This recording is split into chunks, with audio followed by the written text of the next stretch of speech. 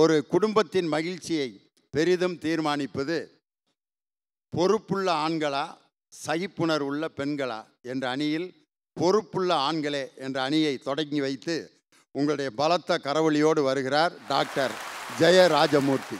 அனைவருக்கும் ஆங்கில புத்தாண்டு நல் வாழ்த்துக்கள்.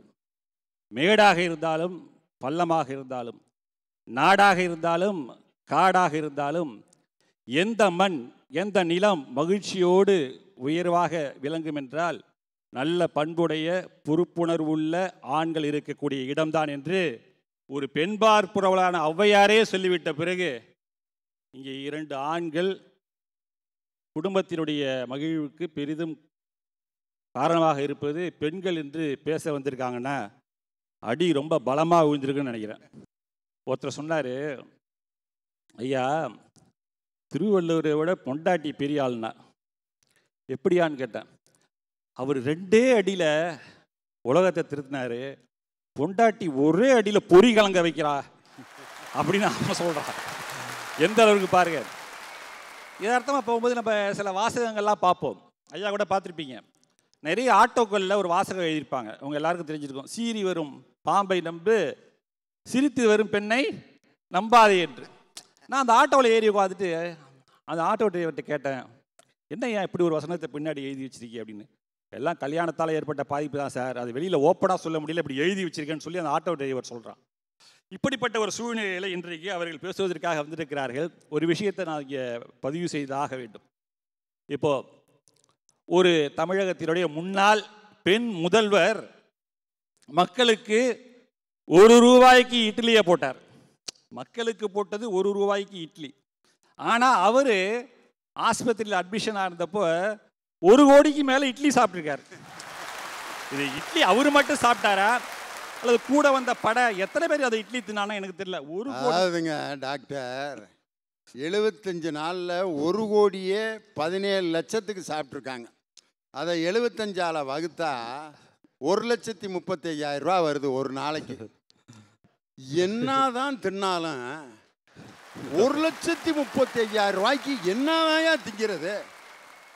பிரியாணி ஃபுல்லு ஒரு காலையில் 5, மத்தியானம் ஒரு சிக்கன் பிரியாணி, 5 ஸ்டார் ஹோட்டலில் 7 ஸ்டார் ஹோட்டலில் ஸ்விம்மிங் பூல் எல்லாம் நீச்சல் அடிச்சுக்கிட்டே சாப்பிட்டு எவ்வளோதான் சாப்பிட்டாலும் ஒரு மனுஷன் ஒரு நாளைக்கு 1,35,000 ரூபாய்க்கு எப்படித்தான் திங்கிறது? தங்க இட்லி கோப்பரையில் இட்லி சுட்டா கூட அவ்வளவு செலவாகாது. அது என்னன்னு தான் இந்த கணக்கில் நம்ம சேர்க்கறதுன்னு தெரில. நடுவர் அவர்களே, ஒரு முன்னாள் பெண் முதல்வர், அதில் 45 லட்சம் பாக்கி வேற வச்சிருக்காங்களாம். இட்லி சுட்டவனுக்கே கடன் வச்ச ஆளுங்க நம்ம ஆளுங்க. கறக்கிறது உலக்கு பால், உதைக்கிறது பல்லு போகன்ற மாதிரி காப்பிடி பாலை கறந்துட்டு 32 பல்லையும் காலி பண்ண மாடு மாதிரி 45 லட்சம் பாக்கி வேற. அந்த முன்னாள் பெண் முதல்வர் அப்படி செய்திருக்கிறார் என்றால், முன்னாள் ஒரு ஆண் முதல்வர் என்ன செய்திருக்கிறார் தெரியுமா? தான் எப்படிப்பட்ட உயர்ந்த தனியார் மருத்துவமனையிலே சிகிச்சை பெறுகிறாரோ அந்த சிகிச்சையை தமிழ்நாட்டில் இருக்கக்கூடிய ஒவ்வொரு ஏழையும் பெற வேண்டும் என்பதற்காக ஒரு மருத்துவ காப்பீட்டு திட்டத்தை கொண்டு வந்தார். தன்னுடைய இல்லத்தை தன்னுடைய வாழ்நாளுக்கு பிறகு ஒரு மருத்துவமனையை ஆக்க வேண்டும் என்று உயிரை எழுதி வைத்தார். இப்போ ஒரு ஆண் முதல்வர் செஞ்சது, பெண் முதல்வர் செஞ்சது ஒப்பிட்டு பாருங்க. அந்த பெண் முதல்வர் தன்னுடைய வாழ்நாளில் மகிழ்ச்சியாகவே இல்லை, அவங்களும் மகிழ்ச்சியாக இல்லை, தன்னை சுற்றி இருந்தவங்களையும் மகிழ்ச்சியாக வச்சுக்கல. இன்னைக்கு வரலும் மர்மம் அடைஞ்சது அது என்ன, எதனால அப்படிங்கிறது நீங்க தப்பா பேசுறீங்க. அவங்க மட்டும்தான் மகிழ்ச்சியா இல்லை, கூட இருந்தவன் பூரா நல்லா இருந்திருக்கேன். இன்னொரு ஆண் முதல்வர் அவர் மகிழ்ச்சியாக இருந்தார், 90 வயதுக்கு மேலே இருந்தார், தன்னை சுற்றியுள்ளவரையும் மகிழ்ச்சியாக அவர் வாழ வைத்தார். அப்போ இதுலேருந்து தெரியுது ஆணுக்கும் பெண்ணுக்கும் உள்ள அந்த வேற்றுமை. ஒரு குடும்பம் மகிழ்ச்சியாக இருக்க வேண்டும் என்றால் அதனுடைய பின்னணியிலே ஒரு ஆண் தான் இருப்பான். அதே போல் பெண்கள் எதிர்காலத்தை பற்றியோ அல்லது சேமிப்பை பற்றியோ அவளுக்கு கவலைப்பட மாட்டாங்க. அவர்களுக்கு ஆசை இயற்கையாக அதிகமாக இருக்கும். வீட்டு நிறையா பார்த்தீங்கன்னா பீரோ ஃபுல்லாக வெறும் புடவை சேரியாக இருக்குங்க. ஆனால் மேலே மேலே புடவை எடுத்துகிட்டே இருப்பாங்க. மாதத்துக்கு 2 புடவை 3 புடவை எடுக்கிற பெண்மணிகள்லாம் இருக்கிறாங்க. அடுத்த வீட்டுக்காரி ஒரு புடவை எடுத்துட்டா உடனடியாக எடுக்கணும்னு சொல்லிட்டு புருஷகாரன் எச்சரிக்கிறது. எடுத்த வீட்டுக்காரி ஒரு மூக்குத்தியோ ஒரு தோடோ போட்டுட்டா உடனடியாக அதை பார்த்து வாங்கி கொடு. அதே மாதிரி தெருவில் உள்ள ஒருத்தன் கார் வாங்கிட்டா தன்னுடைய புருஷன் நீலாம் வேஸ்ட்டியா, அவன் கார் வாங்கிட்டான், மாருதி டிசைர் வச்சிருக்கான், அவனை பாரு இன்னோவா வச்சிருக்கான், நீ ஒரு ஆஃப்டர் ஆல் மாருதி ஆல்டோ கூட வாங்கலன்னு அவனை உசுப்பேத்தி விட்டு அவனை வந்து லோனில் காரை வாங்க வச்சு இன்ஸ்டால்மெண்ட்டில் வாங்க வச்சு அவன் டீ கொட்டுறதுக்குள்ளே மொழி பிதுங்கி பிபி ஏறி சுகர் ஏறி அட்டாக்கில் போய் சேர்ந்துடுறான். இப்போ ஆணினுடைய மகிழ்ச்சியை கெடுப்பது யார்? அங்கே இருக்கக்கூடிய பெண்கள் என்பதை நாம் மறந்துவிடக்கூடாது. ஒரு ஆலமரத்தடியில் உள்ள கிராமத்தில் 4 கிழவிங்க உட்காந்து குசு குசுன்னு ஏதோ ரகசியமாக பேசுதுன்னா 3 குடும்பத்தை காலி பண்ண போதுன்னு அர்த்தம். ஒரு ஆஃபீஸில் ஒரு 4 லேடிஸ் தனியாக ஒரு ரூமில் உட்காந்து ஏதோ பேசுகிறாங்க, ரகசியம் பேசுகிறாங்க, அந்த ஆஃபீஸ் மேனேஜரை ஒழிக்க போகிறாங்கன்னு அர்த்தம். 4 பொம்பளை உட்காந்து பேசுனா மேனேஜர் சட்டையை கிழிச்சிட்டு வெளியே ஓட போகிறான்னு அர்த்தம். ஏதோ ஒரு பிளான் பண்ணுங்க அழகா. ஆண்களுக்கு என்று அவர்களுக்கு தனக்கென்ன எந்த ஆசையும் இல்லாமல் பிறருடைய ஆசைகளை பூர்த்தி செய்ய வேண்டும், நிவர்த்தி செய்ய வேண்டும் என்பதற்காக தன்னுடைய உடல் பொருள் ஆவி அனைத்தை அர்ப்பணிக்கக்கூடியவர்கள் ஆண்கள். உள்ளபடி அவர்கள் தான் அட்சய திருதியை விட உயர்ந்த செல்வங்க.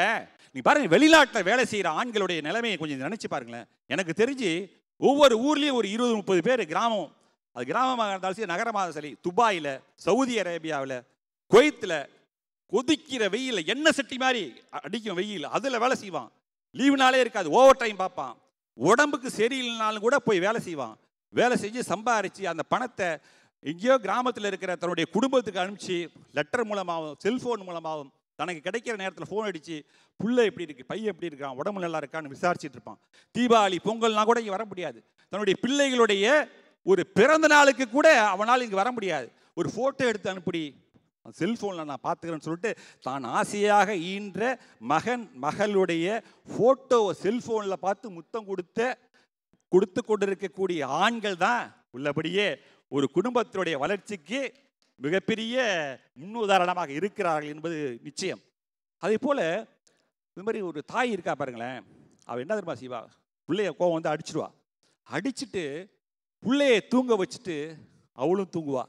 ஆனால் ஒரு தகப்பன் தன்னுடைய பையனை வலிக்கிற மாதிரி அடிச்சிட்டாருன்னு வச்சுக்கோங்களேன், ராத்திரி பூரா தூங்க மாட்டார்.